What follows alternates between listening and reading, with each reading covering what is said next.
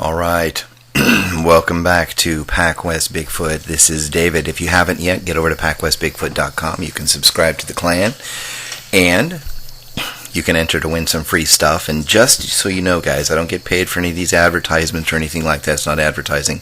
But I want you guys to head over to folkloresupply.com and tell them thank you so very much for being fans and followers here. They have given us a coffee mug and a t-shirt to give away this month here on PacWest Bigfoot for the giveaway.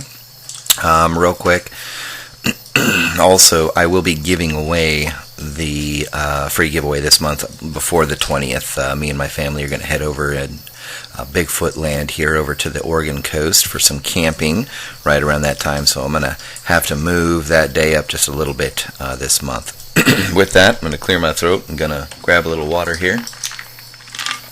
And, of course, a sip of my favorite Sasquatch coffee.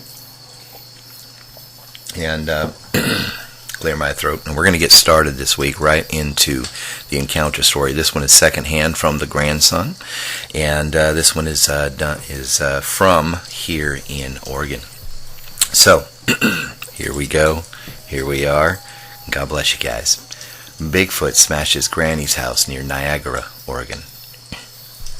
Yep, back in 1964, my granny's house near Niagara, Oregon was smashed by a Bigfoot. At least that is the story she told us all. I know that there are frequent sightings out this way of Bigfoot, especially near or around the Detroit Lake area, especially along the river here. Back in the 50s and 60s, my grandmother lived near Niagara in a little tin can, a trailer if you will, near the river. Well, that is until she was forced out for a bit because of the new neighbors. Here is her story she told to me, her grandson.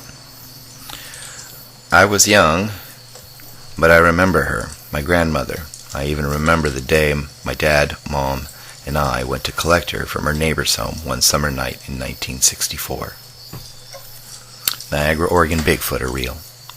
She was frantic and held me close in the back seat as we traveled back up the highway to our home in West Salem. I have to say I still have a hard time believing it all today, and am even a little skeptical about the whole Bigfoot thing. But I love your channel here, and I felt like sharing. Here's what she said happened. The summer before love. The hippies were yet to make their mark on the world, but Elvis and the Beatles had already. As a matter of fact, I was a fan of them, even being a younger grandmother at the age of 50. I had just celebrated my 50th with my son, my daughter-in-law who was pregnant at the time, and my little 7-year-old grandson Baker. It was fun, and they all enjoyed a day of fishing on the river next to the property I owned and lived on out near Niagara, Oregon, just a hop, skip, and a jump from Detroit Lake on the Santiam River. Well, it was fun until my new neighbors, at least, moved in and decided to get me to move. Well, at least vacate for a bit. It started out rather harmlessly, actually. A few whistles, whoops, and occasionally I would get a visit in the middle of the night or early evening. But harmless is not what it all turned out to be. Personally, I believe these particular animals wanted to settle in the area. There was great fishing, the deer were plentiful around the area, and of course berries and other wild plants and wildlife were abundant, to say the least. But it was my property, and I was going nowhere, period. It started with some whistling. It was not but a week or so since my birthday that year that the event started, and it started with some whistling from the forest, and in the vicinity of a ravine that split two mountains back behind the property I owned at the time. I was out one evening, just watering the plants in the cool of the evening. The summer here are just as hot as anywhere else, other than a desert, of course. I was starting on the tomato plants when I heard the cleanest, clearest whistle I'd ever heard, even to this day. At first I was caught by surprise, of course, but just like me, I yelled out a "thank you." I had a gun nearby and have never been afraid of anything, well, not until a couple months later, and only once, to tell you the truth, that one time. But I was not afraid of the whistler at first. I figured it was a neighbor or even a hiker passing through just out of sight, but who could see me? I waved for the fun of it and continued my chores. A few minutes later, and further to the northeast, I heard it again, another clear and clean whistle, this time just a little further away. I did not know at the time, but that was the day it all started, I believe, the day something moved in and would want me out. Summer kept passing by day, and the whistles would come and go. Eventually it was toward the mid-part of August, I remember correctly, but I was getting a little worried about the sounds coming from the woods. I decided the next day I would head out early in the morning and take a walk up the ravine and see if any old hermits or vagabonds had moved in. I took a trail that was cut in there way before I lived here. From what I understood, there was a family that settled on this property in the late 1880s or 1890s. The family's house is all but a bunch of rubble about 200 yards back today. I did see some pictures of them once from the family that sold me the place about 10 years ago. And like many old pictures, they looked way older for their ages at the time and had some serious looks on their faces. I followed the trail for a few hundred yards and noticed nobody. No campfires, tents, or even some sort of hut made of shrubs or pine tree boughs.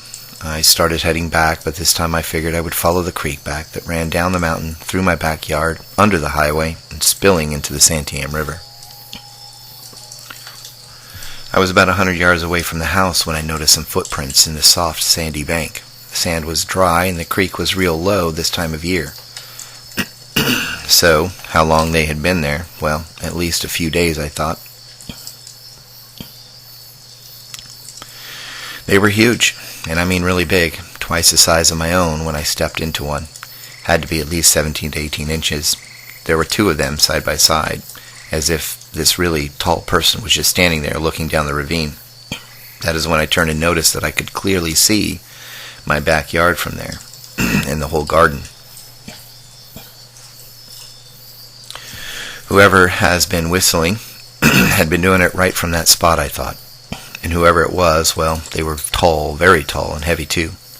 The footprints were literally inches deep into the sand. Trees in the way.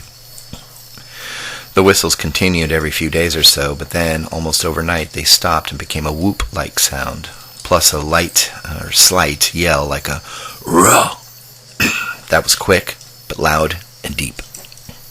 I decided a couple weeks later, around the last few days of August, to take a walk back up the creek. I noticed more impressions in the sandy parts of the bank, but what really caught my attention was the 4 large trees that were now blocking the creek. They were literally almost crisscrossed. It was as if some kid had tried to make a large X right in the middle of the creek, except no kid could have lifted these trees. They were at least 9 inches round and 15 or so feet long. These trees were not there a couple weeks back. Whomever it was, well, they were still around. I think it was at that moment that things became a little uncomfortable and strange. It was that day that I grew eyes on the back of this old head of mine. Through the last few days of August and the first few weeks of September, things were relatively quiet, other than a few whooping sounds from the hillside here and there. I told my son about it, and he was a little worried. So much so, in fact, he called his friend, who was a sheriff at the time, to send a deputy out to take a look around. We both walked around up the creek a ways. The X was still there in the middle of the creek, but the impressions and footprints were washed away with the latest rainfall. He gave it up to a hermit or maybe neighbor kids fooling around. But Bigfoot? No. Nobody thought about that until a week later. Harvesting. Nothing. Well, it had rained and it was getting colder pretty fast. The September and early October was rather warm for that year, actually. I was still harvesting some vegetables out of my garden, and that last Saturday of September, I remember, I headed out to find nothing. Well, almost nothing left in it. The fence was smashed on one side, and the garden, well, it was a mess. Plants were broken, and some of the food gone. What was not gone, or it looked to be, trampled on. It took me only a few steps past the fence when I noticed the footprints, the same huge barefoot footprints I had seen up the ravine weeks earlier. Whatever or whomever it was had raided my garden and basically trespassed on my property. Now, I was and am a kindly woman, but I am also alone here since your grandfather died at such a young age, and I never remarried. So, a little spooked I was, and a little mad about the situation too. I decided at that point to have the sheriff out again and let him know that I will be shooting first from here on out. Of course, I was only joking, but by the look of the footprints he noticed and the way the garden was all tore up, he suggested I keep my gun loaded and by the door at all times, and not to be afraid to shoot after all. He wrapped it up to a tall, or possibly two tall homeless vagrants most likely living up the mountain in back of me.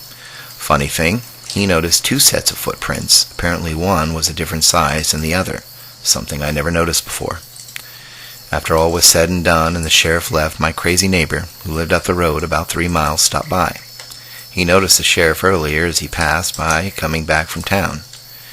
We chatted for a few, and that is when he mentioned Bigfoot, or Sasquatch to be exact. He caught me off guard, but like I said, he was my crazy neighbor. It got me to thinking later that night, what if they did exist? What if these tall people weren't people after all? Playing kicked the can. A couple of weeks went by and fall was in full bloom, pun intended. No more garden, no more raiders. However, the yelling and whistling turned into something else one night. Gibberish talk. I was laying down for bed one night when it started.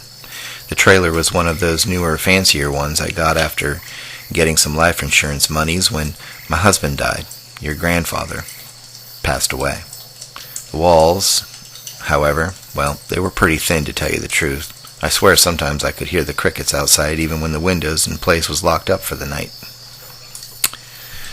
It was still a bit warm for the first week or two of October. I left my bedroom window open that night, just a crack though. It started out near the garden, a gibberish talking of some kind. I sat up in bed and listened intently, and I decided to move to the window where I might be able to understand what they or whatever they were saying. It was all foreign to me. It sounded like gibberish or Japanese. Either way, I cannot understand a single word of it. But they were in my yard, and yes, there were two. I could hear one saying something that came from one end of the garden, and an answer from the opposite side. I walked quietly to the front door, grabbed my gun, and quickly opened the door yelling, "Get off my property or I'll shoot!" They were tall, heavy, and in what light there was, I could tell they were not people. But at the same time, they had the physical appearance of people. I mean, they had arms, legs, and heads. But like I said, they were huge. So huge, in fact, that I knew it had to be that Bigfoot thing my crazy neighbor mentioned. And they were so big that I was literally finding myself frozen in fear. One ran right past me at about 12 yards, maybe from the front door.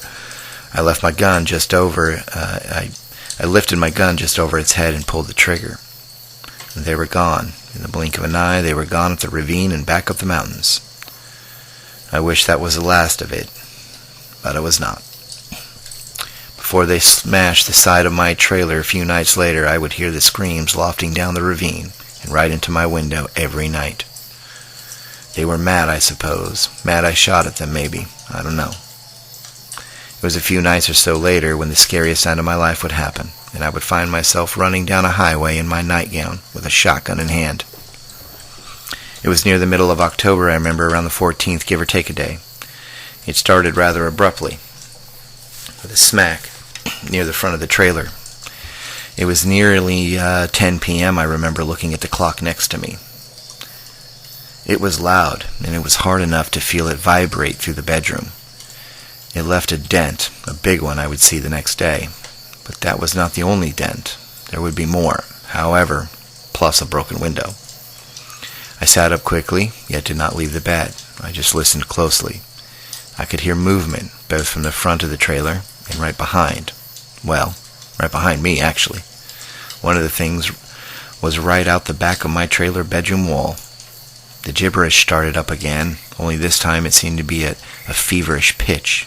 Not quiet yelling, but raised voices at least. It was at that moment that through my window something appeared. A face, an ugly, hairy, red-eyed face that scared me to death. It stood there, bent over a bit, looking in through the window, and I swear it could see me in the dark. Its face was not really human, but did have some apish-like qualities to it. Next thing you know, it raised its ugly head and screamed bloody murder at me. Then came more slapping, almost immediately following that scream. It felt like the whole place was under attack from a living bulldozer that wanted my trailer flat. Smack, bam, thud, crack! And then I heard the window in the bathroom next to me shatter. It was at that moment I dropped to the floor and crawled quickly to the living room and grabbed my shotgun. I stood up, quickly ran over to the kitchen and grabbed some more ammo out of the cupboard. I noticed they were now in the backyard as the gibberish continued. Suddenly, the trailer shook as if this great earthquake of San Francisco hit again. The smacking and hitting was so violent that pictures and knickknacks were falling all over the place, and some of the glass and ceramic stuff were shattering and breaking into pieces as they hit the floor. I had to leave. I had to get out of there, I thought to myself. I started seeing dents and cracks forming at every slap and smack. I was afraid they were going to break through at any moment. I opened the front door and jumped out. That is when the smacking stopped and I saw one of these things turn the corner and look right at me. It was at least 7 to 8 feet tall and hairy. It was also massive in bulk. The chest seemed to be almost 2 of me side by side, or even more. Out of fear, I raised my gun and pulled the trigger. I hit it. I know I did. It might have been a wing shot, but I hit it in the arm, I believe. It turned and ran quicker and faster than anyone or anything I'd ever seen run, and it let out a scream as it did. The other beast was quick to follow, the other back up the ravine. I heard them crashing up through the brush. All of a sudden it stopped. Well, they stopped, I believe. I was not going to wait around and see if they were going to come back. In my nightgown and my gun in hand, I ran down the driveway, onto the highway, where I did not stop or look back until I came to my neighbor's place, nearly 3 miles away. Ruined, wrecked, and moving on. The sheriff believed me after the evidence that I told him, but your mom and dad did not, and to this day they still do not. It was Bigfoot, 2 of them, and I shot one in the arm. I went back to living there after a few weeks. It took me to calm down and work out the fear of returning, the fear of returning that ran through me. My neighbor hung out there while I remained in town, waiting for them to come back, which they did not. I think shooting at them and hitting one did the trick.